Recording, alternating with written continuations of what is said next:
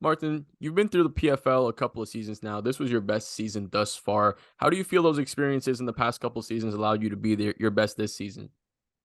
I feel like the two couple seasons have made the fighter I am today.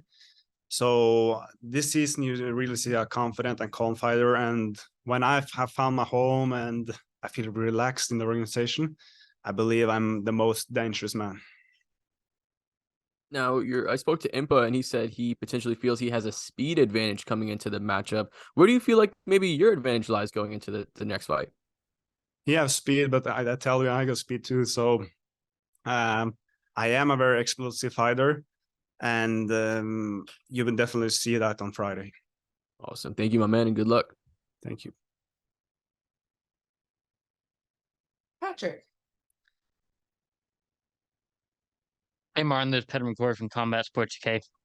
So when we talk about this matchup, I know you've been talking about the Silveira matchup for a long time. We'll get onto that in a minute, but talk to me about the Impa Kasanganay matchup. Where do you see your advantages lying in this one? I'm a bigger fighter. He got a little bit speed, I got two, but I see myself like I just see myself better in every situation. He's a puncher, but he punches into the wrestling, and he going to feel like very small in that kind of situation with me. And how do you see this fight going? What's your prediction for it? My prediction for this fight is that I end him in the first round. And the Silveira matchup, you know, it happened a while ago, and you've been wanting the rematch ever since. And now, if he wins here, you could get it, and higher stakes. It's for all the marbles per se. What corrections do you think you've made that'll help you in a rematch with him? I have to look like the last couple of fights for him. You know, every fight living their own life, can I say? And I believe I believe that me and him will see each other in the final. And yeah, I will. After this fight, I will sit down with my coaches. We will plan a good game plan and execute it in the final. Thank you and good luck. Thank you. Yeah, then. Hi. If you were to win the $1 million in the tournament, how much of an impact would that be for Scandinavian MMA? It's a huge thing for Scandinavian MMA, but we got Sadibus here last year. He showed the way, he showed it's possible. I've been close to, so I feel like, yeah, I can be the big thing and show the fighters coming up, and yeah, especially in Norway to be the first one that wins a huge belt in a huge organization. Okay, thanks. Good luck. Thank you. Jay Christian. Dark Horse, how are you, sir? Good afternoon. Thank you. You're welcome. Jay Christian Gary at Focus Fights Audio. I mean, I know that you're saying that you're going to beat up on Impa Kasanganay, but when it comes down to this particular fight, do you know anything about him? I mean, have you studied any tape on him? Yeah, I have been studying him very closely and been watching him for a long time, and I'm excited for this matchup too. I am, and but I don't think he have tested himself against a really good light heavyweight, and especially style, with his style and my style. I think it's a very good fight for me. I see. I see. When it comes down to the other fight that's on the other side of the light heavyweight bracket, Konita Josh Silveria versus Ty Big Medicine Flores.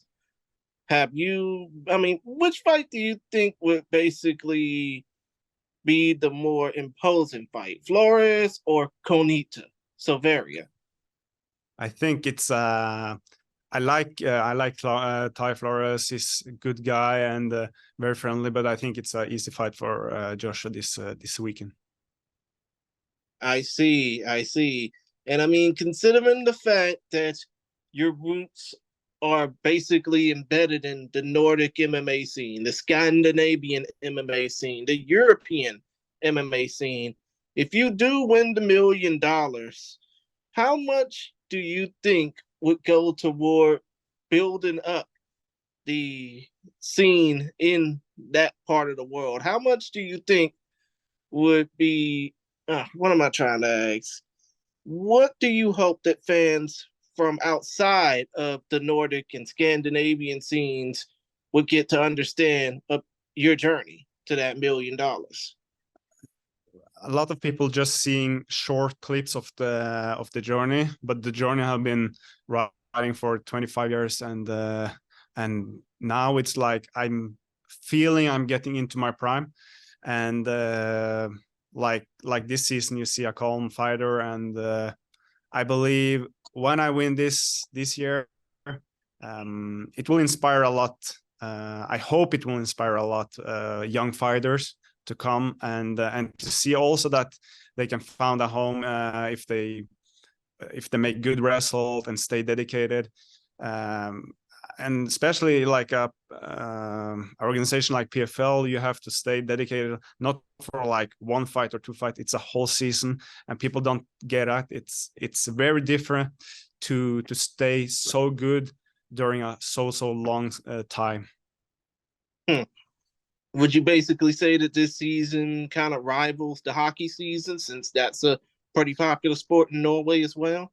Yeah, it is, because I have been trying to like maximum my performance every time in the last couple seasons, and I feel like I'm a little burnout midway in the season. But this year I felt like I've been 90% all the time, and I'm not burnt out. I'm just not like, I'm not the best shape of my life, but I'm not the worst shape of my life. So I'm in the season, like a season shape, and then we can have a little bit time off after the semifinal, and then we can build a maximum performance in the final and be top shape.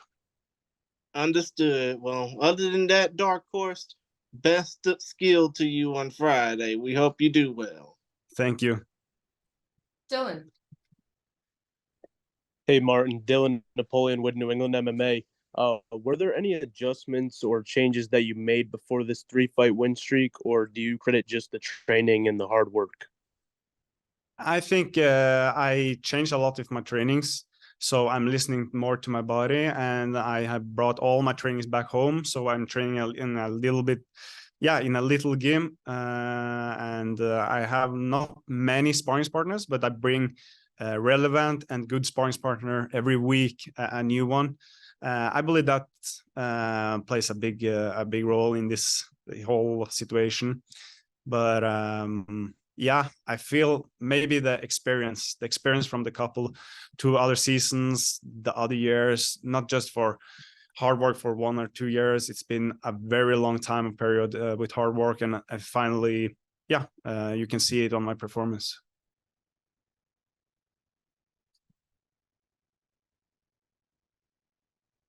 All right, Marty.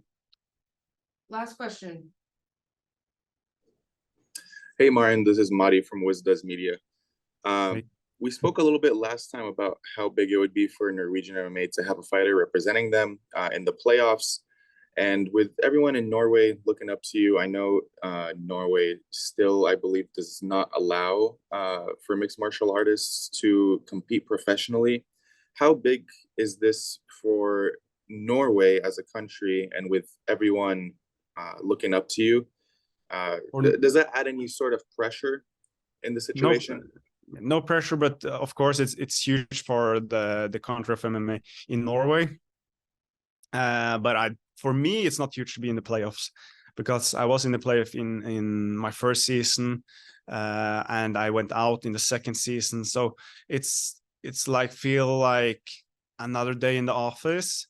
But to put it right, it feels not huge to be in the playoff this year. It will be very good feeling to win everything, and you can see my expectation for my career and my skill set and everything. It's much higher this season than the other 2. So that's why I'm like, it's a good sparring session. Awesome. And then I've been asking every fighter this: what will you do if and when you win the $1 million? what would be the I first got thing this you purchase? question. I got this question in 2021. So now I'm not planning everything. Money comes and goes, and I really need to invest them for my future.